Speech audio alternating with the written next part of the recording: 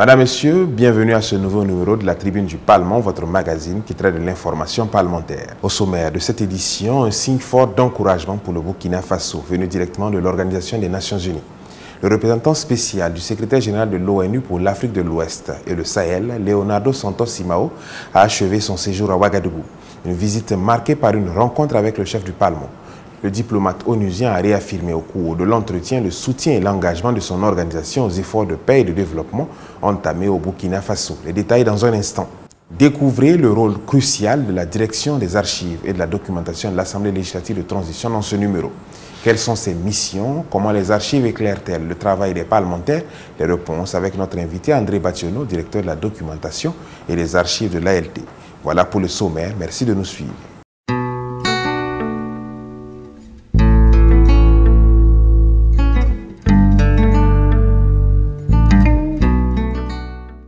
Les Nations Unies saluent les efforts de paix au Burkina Faso et réaffirment leur soutien. En séjour à Ouagadougou, le représentant spécial du secrétaire général des Nations Unies et chef du bureau des Nations Unies pour l'Afrique de l'Ouest et le Sahel, Leonardo Santos Simao, a rencontré le chef du Parlement, le Dr Ousmane Bougouma, au cours d'une audience le 23 mai dernier.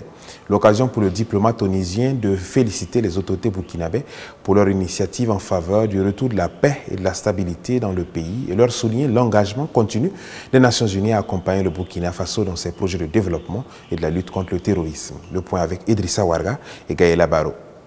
Pendant notre entretien, j'ai profité de l'occasion pour féliciter le pays sur les efforts en marche pour améliorer la vie des populations et aussi la lutte contre le terrorisme, que c'est un problème majeur. J'ai profité aussi de l'occasion pour réitérer la disponibilité des Nations Unies pour soutenir les pays dans les efforts de développement et aussi pour la lutte contre le terrorisme. Le terrorisme, c'est un ennemi commun des peuples, donc la coopération entre les pays dans la lutte contre le terrorisme, c'est nécessaire. J'ai aussi salué la réussite de la réunion de Bamako entre la CEDEAO et la Fédération AES. Et nous encourageons les partis à continuer à travailler ensemble et pour une coopération multiforme dans le développement économique, le développement social, la libre circulation des personnes et des biens, mais aussi dans les questions de paix et sécurité. L'ambassadeur de la République populaire de Chine au Burkina Faso, Lu Shan, est en fin de mission. Il a tenu à faire ses adieux au président de l'Assemblée législative de transition, le Dr Ousmane Bougouma, au cours d'une audience. L'occasion pour les deux personnalités de revisiter la coopération entre leurs États. Au terme d'une mission de 3 ans, le diplomate chinois dresse un bilan satisfaisant. Au micro d'Idrissa Warga et de Karim Sissé. C'est la dernière poignée de main entre l'ambassadeur extraordinaire et plénipotentiaire de la République populaire de Chine et le président de l'Assemblée législative de transition. En fin d'émission, après 3 années passées au Burkina Faso, son Excellence Lu Shan fait ses adieux au Dr Ousmane Bougouma. Lors de cette rencontre, les deux personnalités ont dressé un bilan positif de la coopération sino-burkinabé, fruit des efforts inlassables des autorités des deux pays. Au cours des 3 dernières années, grâce aux efforts inlassables des deux pays, la coopération sino-burkinabé a enregistré de nombreuses réussites. Sur le plan politique, nos deux pays ont établi un partenariat stratégique lors du Forum sur la coopération sino-africaine. Plusieurs projets structurants, tels que la construction de l'hôpital de référence de Bobo-Dioulasso, progressent de manière satisfaisante. Nous ne pouvons pas non plus ignorer l'implantation croissante d'entreprises chinoises au Burkina Faso. Tous ces efforts contribueront au bien-être de la population et à la consolidation de nos relations bilatérales.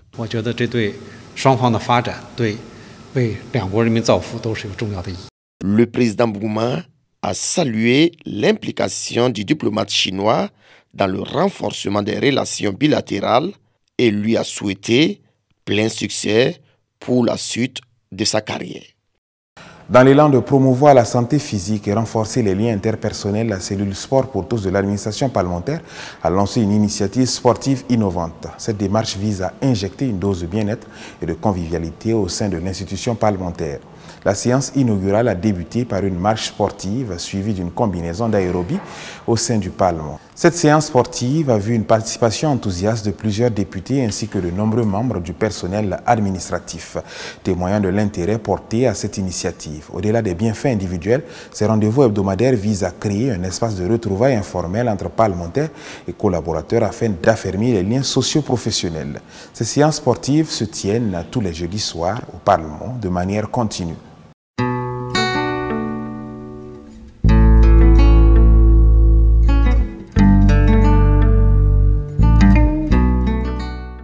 Pour ce numéro, nous mettons les projecteurs sur la direction des archives et de la documentation de l'Assemblée législative de transition.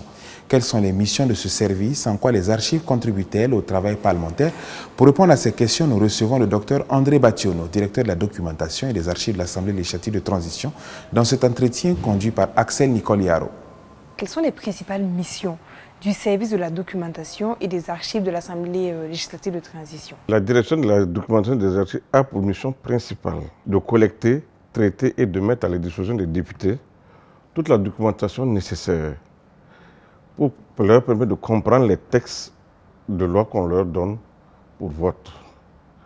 Ensuite, la seconde mission, c'est d'accompagner le personnel dans la formation continue.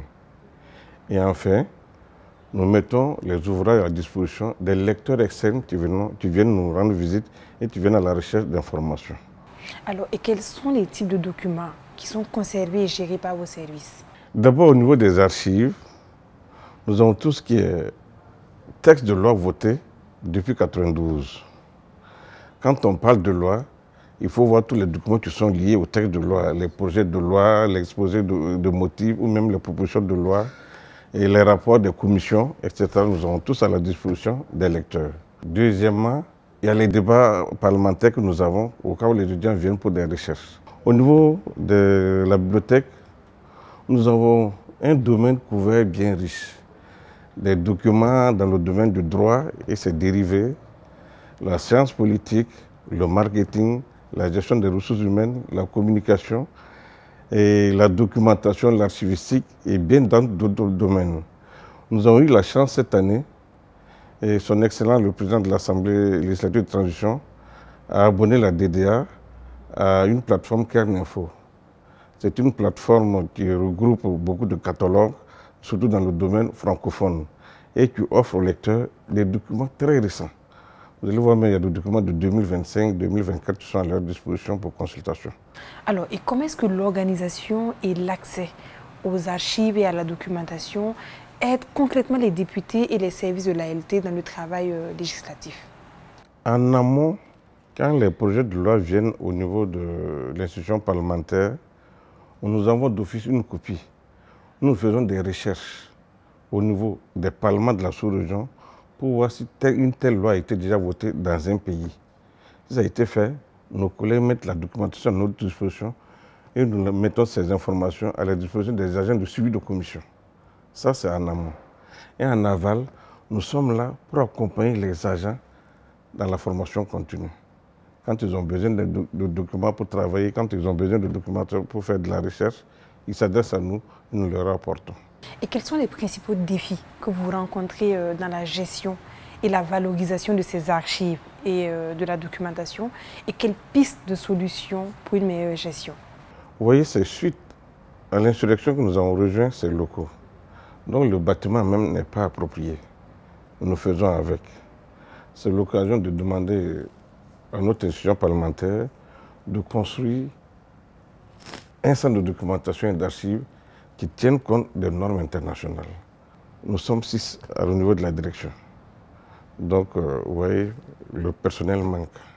Troisièmement, nous sommes dans le domaine d'éthique. Nous avons besoin d'un serveur pour sauvegarder pérennement la mémoire du Parlement. Quatrièmement, avec les services informatiques, si on peut nous aider à sécuriser, même si nous avons le serveur, à sécuriser nos données pour que par cette porte ouverte, d'autres personnes n'arrivent pas à attaquer les données de l'Assemblée. Comme perspective, madame, il y en a beaucoup. Il y en a beaucoup. D'abord, si on peut aider à former le personnel existant dans le domaine d'éthique. Oui, c'est ça qui marche actuellement. On nous appelle même la génération tête baissée. Vous voyez, même quand les étudiants viennent, ils préfèrent les ressources en ligne que le document physique.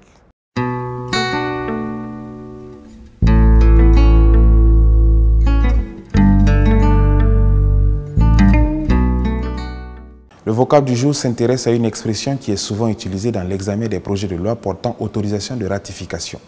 Il s'agit du traité. Que faut-il entendre par la ratification d'un traité? Le traité est-il différent de l'accord ou du protocole? Les réponses avec Honorable Bationo du service des relations publiques de l'ALT. La ratification d'un traité est un acte international par lequel un État exprime son consentement à être lié par un traité, généralement après sa signature. La formalité qui confirme l'engagement d'un État envers les termes d'un accord international. La ratification d'un traité est donc un acte juridique par lequel un État exprime son consentement à être lié par les termes d'un traité international après que celui-ci ait été signé. Ce processus témoigne de l'intention de l'État d'appliquer les règles et les obligations contenues dans le traité. Les étapes d'un traité sont marquées par 1. La négociation et la conclusion. 2. La signature. Et enfin 3. La ratification ou l'approbation. D'une manière générale, un traité, un accord, une convention, une entente et un protocole sont des termes similaires désignant un engagement juridique international devant avoir des effets dans le droit national ou international.